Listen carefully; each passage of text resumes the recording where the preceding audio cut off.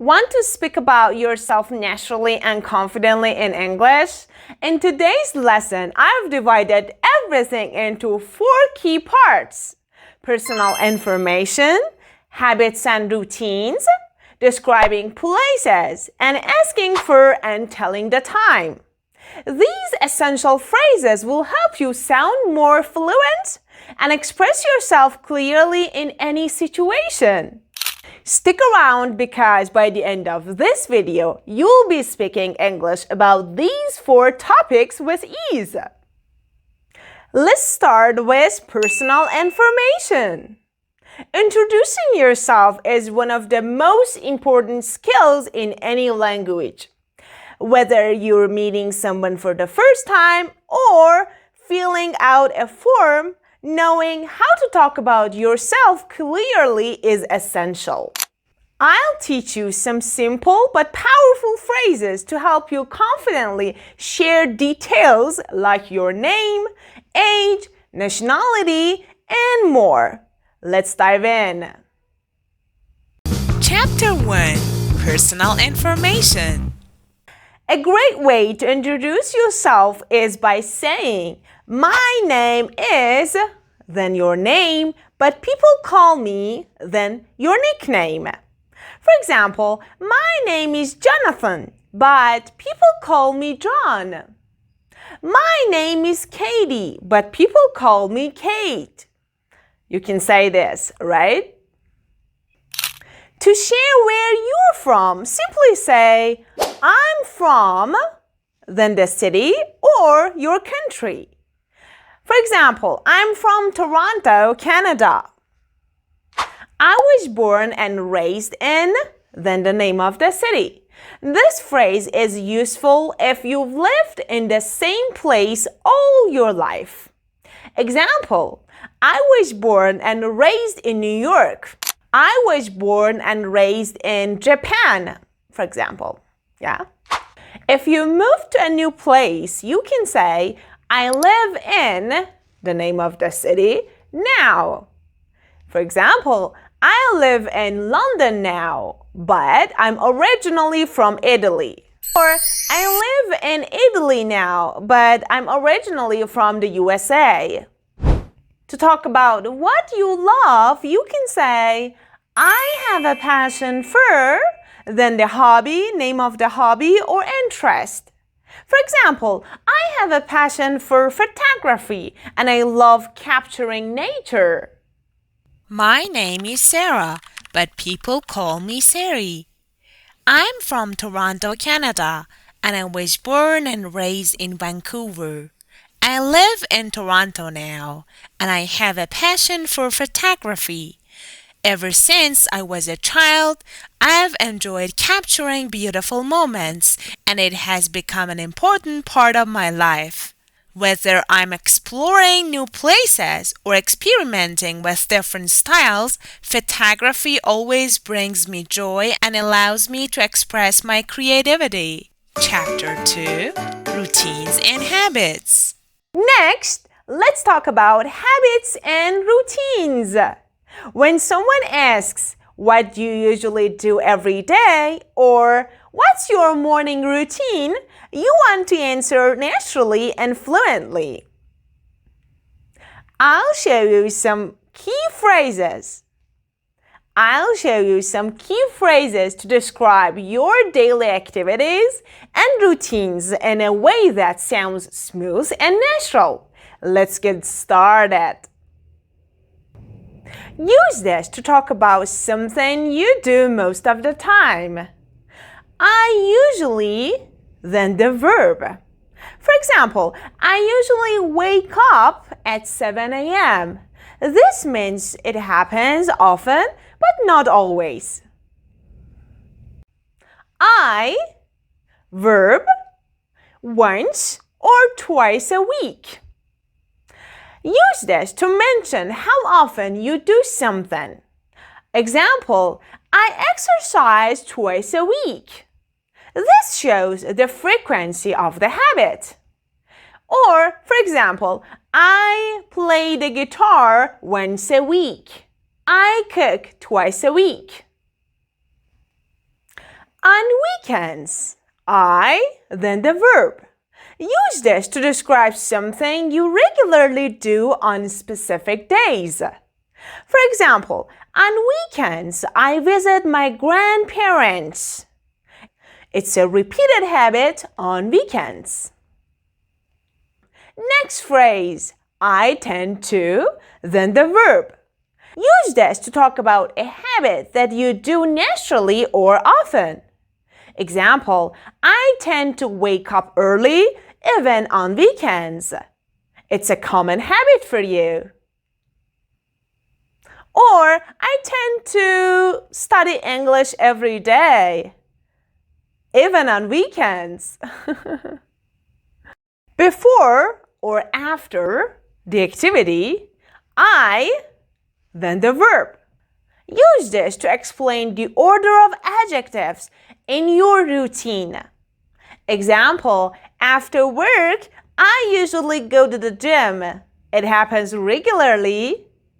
Or another one, after breakfast, I usually go to the library. Or after breakfast, I usually go to the library. It happens regularly. I regularly go to the library. I go to the library regularly. Or I go to the gym regularly. I usually start my day with a cup of coffee because it helps me wake up. I exercise twice a week to stay active and healthy.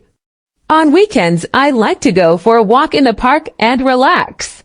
I tend to read before bed, as it helps me unwind after a long day. After dinner, I usually watch a short video or listen to music before getting ready for bed. Chapter 3, Describing Places. Want to sound natural when describing a place? Whether it's your home, city, or favorite spot, these phrases will help you talk about places like a pro. The first phrase is, it's a or an adjective, place, with, then the features. For example, it's a quiet town with lots of green parks and beautiful lakes. Then we have the adjective quiet and also green parks and beautiful lakes, the features of the parks and lakes. It's located in, then the name of your place. Use this to talk about the location of a place. Example, the museum is located in the city center. This tells someone where the place is found. Next phrase is, one of the best things about this place is, then the feature of a place. Use this phrase to highlight what makes a place special. Example, one of the best things about this city is its amazing street food. It's famous for something. Use this to talk about something a place is known for. Example, Paris is famous for the Eiffel Tower. This tells what makes Paris well known. I like this phrase so much. If you visit, you should definitely check out, then the name of the place. Use this to recommend a must-see spot.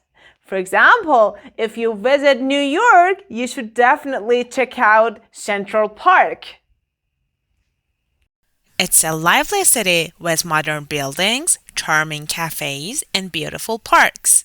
It's located in the heart of the country, making it a central hub for travelers.